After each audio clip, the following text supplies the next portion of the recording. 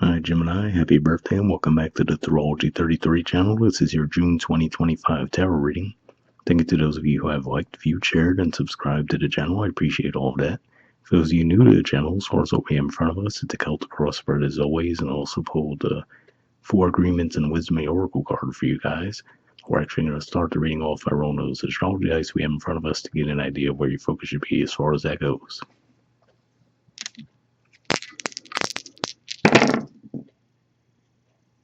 Right, we have 12. So 12th house energy for you guys is Taurus. And of course, we've had Uranus there for quite some time. Pretty much the sun just moved out of Taurus into your sign. So there's definitely some 12th house energy going on for a bit. So it makes sense to see that come up. Also, Venus will be moving into Taurus around the 6th of June. And yeah, I think that's it for the Taurus energy for now. All right, we have Cancer. So, of course, as we move toward the end of June, we'll actually move into Cancer season, but and there will be a new moon into Cancer as well around the 25th of June. But we also have Mercury that'll be there around the 8th of June. We also have Jupiter moving into Cancer the day after that. And of course, for you guys, Cancer energy is your second house of self-worth, possessions, and finances. So you could see some shifts and improvements there with those energies. And we have Neptune. So Neptune pretty much has been in Pisces for a very extended time, and it's now in Aries. Recently just moved there, but it will start a retrograde in July as well. But yeah, so for you guys, Aries is your 11th house of groups, hopes and wishes, and friendships. So we'll keep all that in mind as we go through the main spread.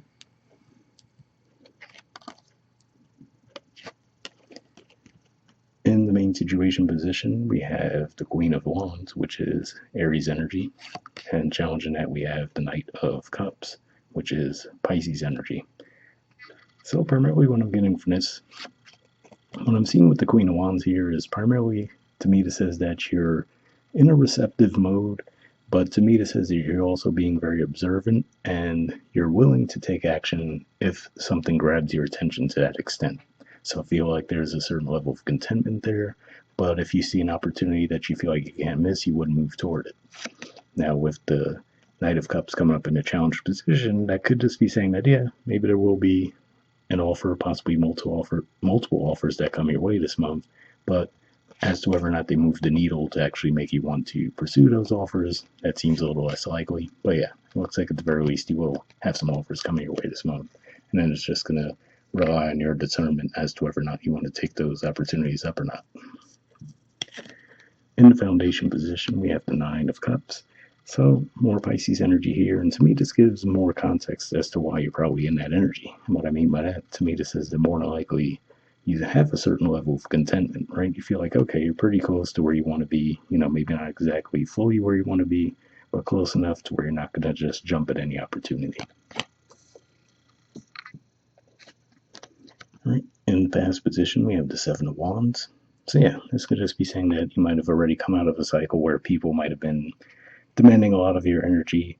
This is Leo energy. We still technically have Mars in there until around the middle of June. So this could even just be saying that maybe you're still feeling the residual effects of that. But yeah, it could just be saying a lot of people have been reaching out, right? Maybe wanting you to participate in certain things and, maybe just feel like, again, like I said, I just have the feeling that you're in this energy this month of, if it doesn't really move me, I'm not really going to budge. Well, speaking of which, in the present position, we have the Eight of Swords. Speaking of non-movement and not budging, right? But I do have to say with the Eight of Swords, this does have a slightly different twist on that energy, which is this is still an energy of non-movement, but at the same time, it could be more of maybe out of fear, so, right? Maybe out of feeling overwhelmed and not sure which way to go. So for some of you, maybe there is a little bit of a shaken confidence there, but if that's the case, it seems like it might be short-lived. Right. In the near future position, we have the Ace of Pentacles.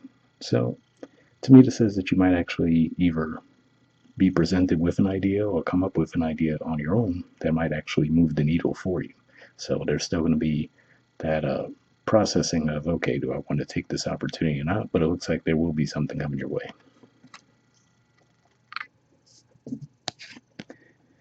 All right. In the position of your influence in the situation, we have the Ace of Cups. So yeah, so maybe that's ultimately what you're looking for, right? Again, so like I was saying with the Queen of Wands, with the Knight of Cups challenge, I feel like this is saying that you have a certain level of contentment to where, if you have to stay put, then so be it. And you're not really willing to step outside of that energy unless there's something that really moves you, right? So maybe you want something that you feel an emotional connection to actually move you out of where you're at now. Otherwise, you feel like you're perfectly fine to stay where you are.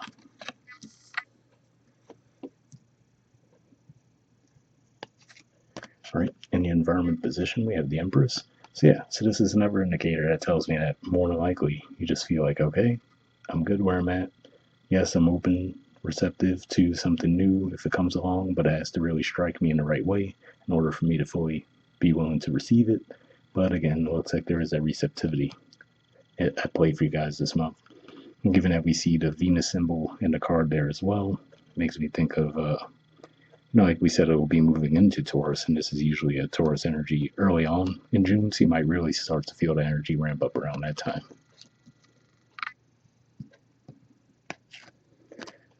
Right. In the hopes or fears position, we have the Emperor. So, normally I wouldn't see it this way, but for some of you, given that we do see the Queen of Wands in the main situation position, maybe this is presenting as more of a fear of yours. Normally I wouldn't think that with the Emperor energy, but what I mean by that is maybe you've been there, done that, right? So maybe you have been the person who pursued everything, right? Everything that came your way, you took it on. Like, yeah, sure, let's do it, right? You jumped in, bright, optimistic, right? And you might have just felt like, okay, you want to step away from that insatiable energy, right? Where like more, more, more. If you think about the Emperor, right? That's what they're about. They can't just settle on one thing. They need more. They need to constantly grow, constantly expand, right? So for some of you, might be like, oh, you know what? I want to get out of that energy. I want to just be in my more relaxed, receptive mode, right? Been there, done that, right? I took on all these things, accomplished it, right? Maybe I have the trophies to show for it, but now I'm just content to rest on my laurels for a bit.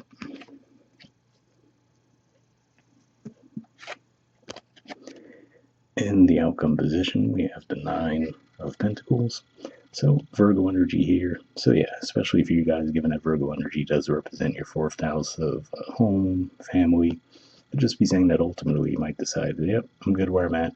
Nothing, again, like I said, if nothing really blows you away this month, it seems like you're perfectly fine to stay where you are because you feel like you're in a pretty good position anyway.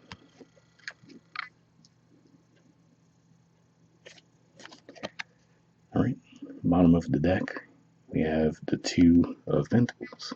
So yeah, again, I feel like this is almost calling back to what I was saying with the Emperor energy, right? Maybe you've been there, done that, where you did have to chase after everything, right? Like, oh, everything that comes my way, I'm going to go after it. But then come to the realization that that cycle never ends, right? So, if you need a break from that, you're like, well, what's the point of all that chasing if you're never going to have the time to enjoy it? You might just be taking more of a step back from that energy this month.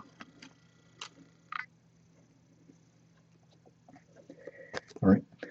From the Four Agreements deck, we have always do your best, and it says love and nurture your body.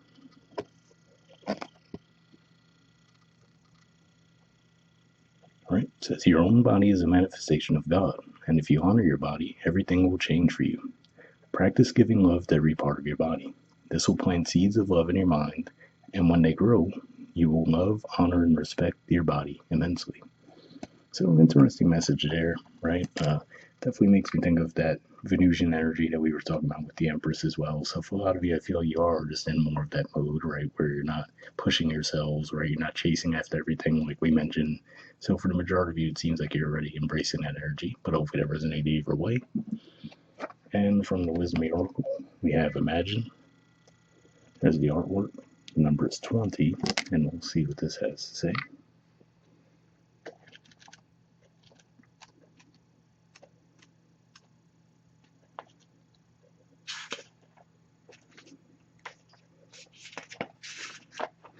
All right, essential meanings says turning imagination into manifestation, creative thought, visualization, the power of aligning imagery and feelings, creativity, emotions.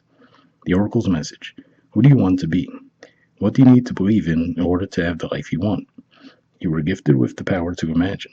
If you can dream it, you can create it. This is the time when your imagination is the key to manifesting the life you desire.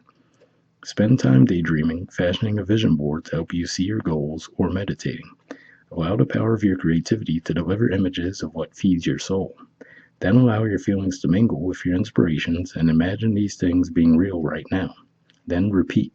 What you imagine will become your belief, and soon you will see these things come to pass in the outer world as if by magic. So definitely an interesting message there. That definitely does make me think of the ace energies that we see here, and also, like I said, it just seems like you're in an open, receptive mode. And like I said, with that ace of pentacles, for some of you, that might be someone presenting an idea to you, or you might just have that idea come to you yourselves. But either way, it seems to resonate with that message. The relationship message says in matters of the heart, it's easy to daydream about another as a means of connecting to that person.